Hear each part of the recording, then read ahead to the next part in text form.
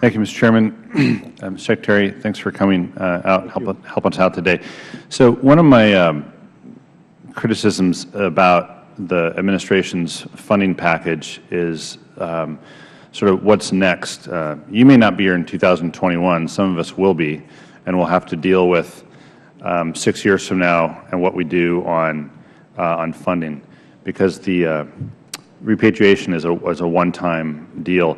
Do you have any, getting to Ms. Norton's question, is there some proposal to look at what would be next after, if this bill passes as is, in terms of funding? So two points, and I'll try to be brief with these. Yeah. We do not characterize our proposal as repatriation. That term gets pushed around a lot, and I think it's important to recognize that what we're doing is we're putting a one-time tax on overseas. Okay. Here's my point. Yeah. Define it, whatever the definition is. It's one time. Is that right? So yeah. It would fund it for the 6 years, and then the next 6 years we'd be left to deciding how we fund the next 6 years. Yeah, I think what you're asking is the reality that no matter what pay-for you look at, there are some weaknesses in all of them.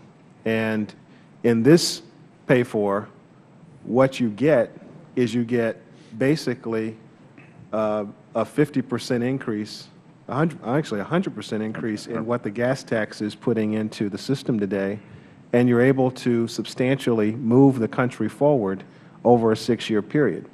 Now, there is a question mark on the other end of that, but look at where we are right now. We have bridges that are crumbling, and we need to do something. And we think it's important to get something done right now, and if we can work with you to figure out the longer term, all the better. So at that point, I'm well aware of the crumbling bridges since Skagit River Bridge collapsed in my district in 2013. And so I've introduced the Safe Bridges Act last session of Congress, introduced it this session of Congress. Is there anything specific to bridge replacement and bridge investment in the proposal? Yes, there is a critical infrastructure repair program that is contained in Grow America. It is focused on repairing infrastructure such as bridges that are in a state of disrepair. It would put substantial amounts of money into just focused on maintaining our system at a better level. So the second thing from the second lesson from the Skagit River Bridge collapse was what we used to fund it was emergency bridge repair, as well as the streamlined permitting process. These two things, lessons learned from the 35W collapse. Has the administration or the department looked at that permitting process for the emergency bridge repair as an application, a broader application to deal with the broader permitting issues that we all experience when we see these projects being built? Yes, and in fact, I have to give credit to MAP 21 for giving us the tools to do the emergency release funds the way we did it in the Skagit situation, as well as the permitting work. And again, that's wrapped into our version of permit reform that's contained in Grow America. And applying it more broadly, not just to emergency situations, but to yeah, we have managed to accelerate permitting in emergency situations and when we put projects up on our dashboard, our permitting dashboard. And the basic practice is the same, which is to have concurrent reviews that move things forward. Thanks.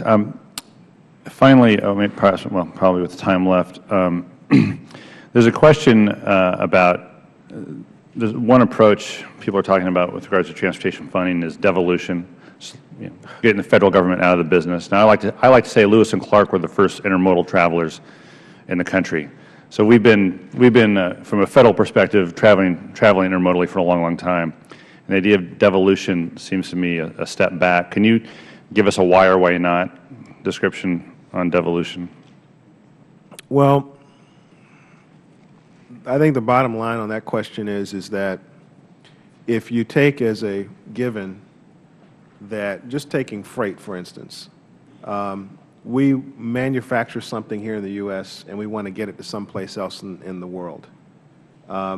Whatever that is, it's got to go across several states likely to get someplace. And if you have the state it's made with pristine infrastructure, and then it goes to the next state over, and that state has very poor infrastructure, and the stuff can't get to the next state, you've got problems. And so the Federal Government has always taken an interest in making sure there's at least a floor there so that we can have interstate commerce behave as we want it to. That's just one reason why I don't think devolution is a good idea. That's great. There are many others. Good. Thank you. Thank you. Thank you, Mr. Chairman.